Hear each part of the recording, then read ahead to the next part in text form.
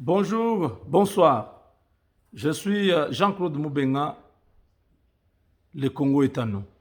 Nous sommes très heureux de savoir que vous êtes là. Vous suivez ce qui se passe chez nous. Aujourd'hui, c'était un grand jour pour la RDC. Le président Félix Tshisekedi était avec les députés 309 physiquement dans les chapiteaux de la cité de l'Union africaine, où le chef de l'État s'est adressé à ses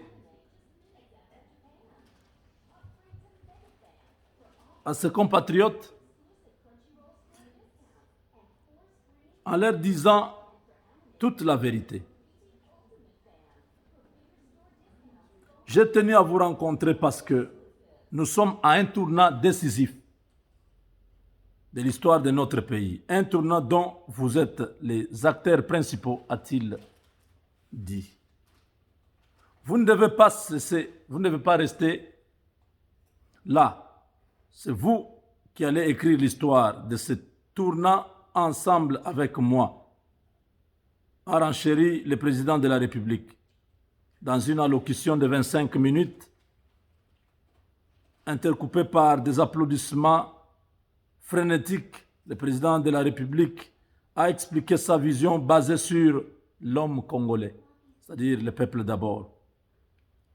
S'adressant spécialement aux députés nationaux issus du FCC, le chef de l'État, Félix Tshisekedi, leur a dit de ne pas se sentir gênés face au chantage de leur ancienne famille politique. Ça, c'est un politicien. Que personne ne vienne vous intimider. Vous n'avez trahi personne, leur a dit le chef de l'État. Dans sa causerie morale, le président de la République a mis en garde contre toute tentative de corruption de la part des familles politiques qui promettent des enveloppes aux députés nationaux afin de torpiller la dynamique de l'union sacrée pour la nation. Vous avez gagné une bataille et vous allez gagner la guerre, a-t-il conclu. Tour à tour, les députés nationaux regroupés au sein de leur groupe parlementaire ont pris la parole pour réaffirmer leur appartenance à l'union sacrée pour la nation et assurer le chef de l'État de leur infaillible soutien. Prenant la parole au nom du groupe MS, G7 et AMK, Christian Mwando Simba a confirmé l'appartenance de 70 députés nationaux membres de son groupe déterminés à obtenir le changement. Le député Bokele a pris la parole au nom des députés FCC ayant adhéré librement à l'Union sacrée. Selon lui, près de 80 députés venus de ACO, AAC, CCI de Lambert Mende et alliés sont rangés derrière le chef de l'État, Félix Tshisekedi. Pour sa part, le député Mbaou s'est exprimé au nom du MLC, bar ADN. D'après lui, le MLC et son président Jean-Pierre Bemba sont alignés derrière la vision du chef de l'État. Ils vont le soutenir au sein de l'hémicycle et en dehors de l'hémicycle, ont-ils assuré. Fort d'une cinquantaine de députés nationaux, le groupe AFDC et allié de Bahati Lukwebo est très engagé afin de consolider la nouvelle majorité parlementaire. L'occasion leur était offerte de féliciter le chef de l'État pour avoir choisi leur leader modeste Bahati Lukwebo en qualité d'informateur. Léon Mubikai du Cache, Moukeba Albert, David de ADRP,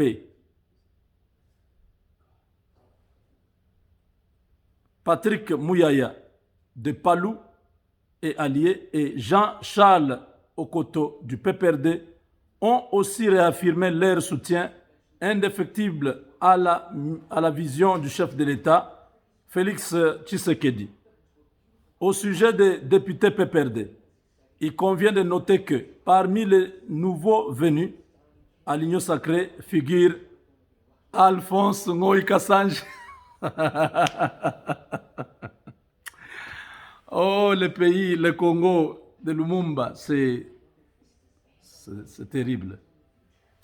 Ok, si on a accepté Moïse Katumbi, qui a travaillé avec Kabila, si on a accepté Bahati Lukwebo, qui a travaillé avec Kabila, si on a accepté Jean-Pierre Bemba, qui a fait la rébellion, qui a tué les Congolais, qui a travaillé avec Kabila, 1+4, qui est devenu opposant. Pourquoi il y a des gens qu'on doit accepter et il y a des gens qu'on ne doit pas accepter. Si quelqu'un choisit de venir, moi j'ai toujours demandé à mon vieux Évariste Bochab, je dis mais il attend quoi? Est-ce qu'il y a un miracle que Kabila leur a promis ou comment avec vieux Chibanda? Ils sont encore là-bas en train de faire quoi? Bon, Évariste, je sais qu'il va venir. Parce que le message que j'envoie là, c'est avec amour. Je dis, le vieux ne peut pas être là-bas. Le temps change, il faut changer. Le pays a besoin de tous ses enfants. Il y a eu des gens qui ont travaillé avec Kabila. Ce n'est pas le moment de condamner, parce qu'il y en a qui ont travaillé avec Mobutu, il y en a qui ont travaillé avec Mouzé, il y en a qui ont travaillé avec Kassavubu. Est-ce qu'il y en a? Il n'y en a pas de l'époque de Kassavubu. Donc, mais vous voyez que tous ces gens ont travaillé d'une ou d'une autre manière avec un régime. Aujourd'hui, François Beya a travaillé avec Mobutu, avec Mouzé, avec Kabila. Il travaille avec Tshisekedi. Vous voyez, n'est-ce pas? Il y en a beaucoup qui ont travaillé avec tous ces régimes, mais qui sont là. Donc, si Évariste Bochab entend mon cri de cœur, qu'il vienne soutenir Félix Tshisekedi. C'est notre frère. Le temps des Rwandais est terminé. Dieu m'a parlé, il m'a montré la fin du règne des Rwandais. Ils peuvent faire tout. Ils peuvent chercher des missiles transcontinentaux pour faire exploser le Congo. Ils peuvent chercher la bombe atomique pour faire tomber sur le Congo. Ça ne marchera plus. Ils peuvent entrer avec 50 000 militaires à l'Est, continuer à tuer là-bas. Ça ne marchera plus. Dieu a montré la fin de Kabila dans un ravin. Et tous les Rwandais qui étaient au Congo ont pris fuite. Ils ont disparu. C'est ça. Qu'ils aillent chercher les avions de chasse du monde entier pour venir attaquer la RDC. Ils ne réussiront plus. Le temps a changé. C'est le temps maintenant des fils et des filles du Congo. Ils doivent travailler. Nous devons travailler pour changer le Congo. Kagame doit comprendre ça.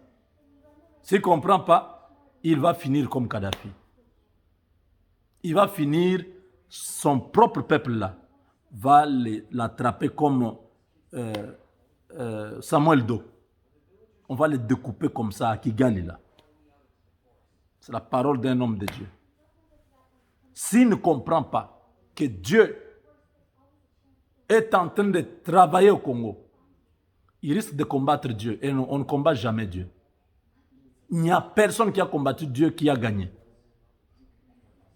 Tous ceux qui ont combattu Dieu, ils ont perdu. Et ça ne va pas changer. La RDC a trouvé un homme. Comment Tshisekedi, avant qu'il ne soit président, Dieu nous interpelle, nous Congolais, ici dans la diaspora. Il y en a beaucoup au Congo. Je ne dis pas que c'est nous-mêmes ici. Moi, quand je dis moi, c'est parce que moi, vous me voyez, j'en parle. Mais il y en a plein qui n'ont pas les médias, qui ne peuvent pas vous dire, mais qui prient pour le Congo. Que Dieu parle même régulièrement, et beaucoup d'ailleurs. Mais ils n'ont pas les médias pour vous dire, voilà, j'ai prié, Dieu m'a montré ceci. Moi, je vous parle parce que moi, au moins, j'ai un canal par lequel je peux m'entretenir avec vous. Mais ici, je précise qu'il y a beaucoup de gens qui prient pour le Congo et qui voient des choses sur le Congo. Et j'ai béni le Seigneur pour avoir suscité une armée de volontaires qui prient comme les 300 hommes de Gédéon. Il faut avoir dans un pays des gens comme ça, des gens qui se sacrifient eux-mêmes, qui prient pour le Congo. J'ai tout à manger à la maison. Mais tu vois, je me dis, je ne mange pas, je dois prier. Je suis en jeûne pour le Congo. Je suis un volontaire. Il y a plein de mamans qui prient comme ça pour le Congo. Plein de papas, plein de frères et sœurs à travers le monde. Au Congo même, les gens qui pleurent tous les jours. Nzambe Sungamboka. Tous Kimia. Il y en a beaucoup. Alors Dieu, regardez comment les choses se passent. Kagame doit comprendre ce que j'explique ici. Nous sommes au mois d'octobre. Non. Oui, octobre 2018. Dieu nous met à cœur de prier pour le Congo. Nous commençons la prière, 4 semaines de prière. Ça débouche sur la décision de Dieu.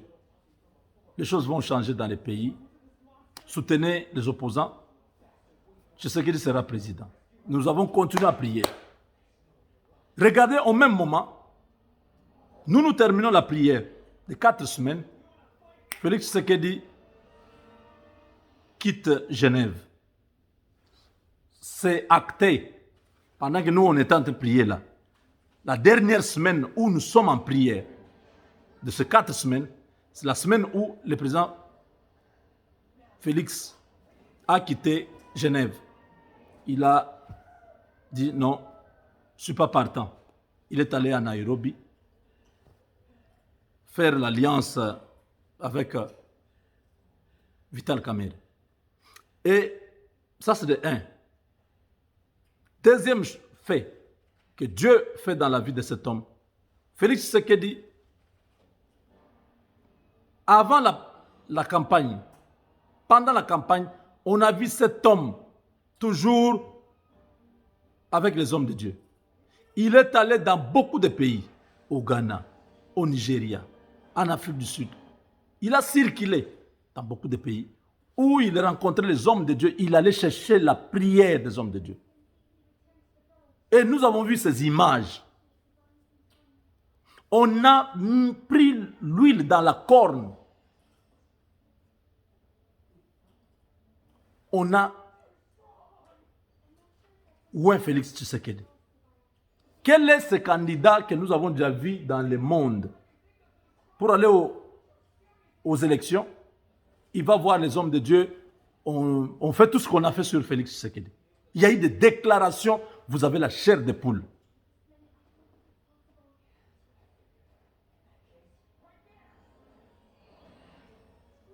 Il gagne les élections.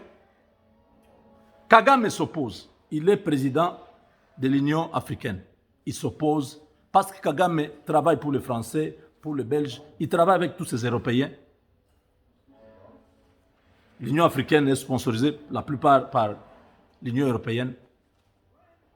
L'Union européenne dit à Kagame, ce n'est pas notre candidat.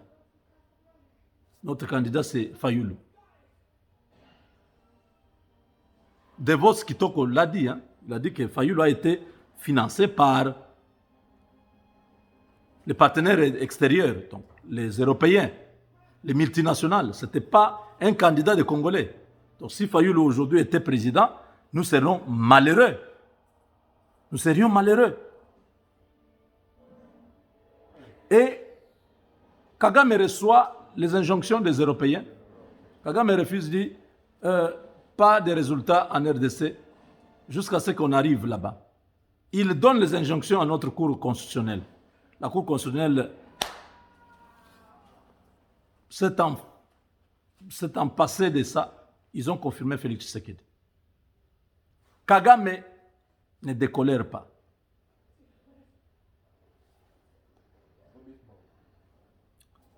Il se passe beaucoup de choses et Félix est deuxième vice-président, premier vice-président de l'Union africaine. Kagame commence à réduire son attitude négative vis-à-vis du président. Il commence à faire semblant de s'approcher de lui. Or, dans son plan, il faut éliminer ces messieurs.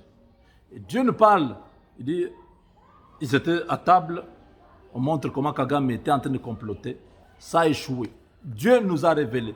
Et l'avion du président a été abattu. Partant de Goma vers Kinshasa, aux alentours du Sankuru, l'avion était tombé. Jusqu'aujourd'hui, on ne connaît pas ce qui s'était passé réellement. Et ils ont multiplié maintenant des stratagèmes pour l'éliminer. Ils ont vu Tshisekedi au stade avec le peuple, dédier le pays à Dieu. Monsieur le Président rwandais, c'est un avertissement pour toi. Si tu ne laisses pas Félix Tshisekedi et le peuple congolais tranquille, tu vas laisser ce Rwanda. Tu vois le Rwanda là, ce n'est pas toi qui l'as commencé. Ne montre pas que c'est toi qui veux défendre les intérêts du Rwanda. Tu passeras. Il y aura encore d'autres qui ne vont même pas te reconnaître.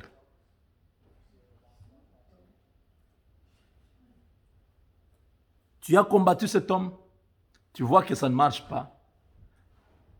Ce n'est pas parce qu'il est fort, parce que celui qui le protège est fort.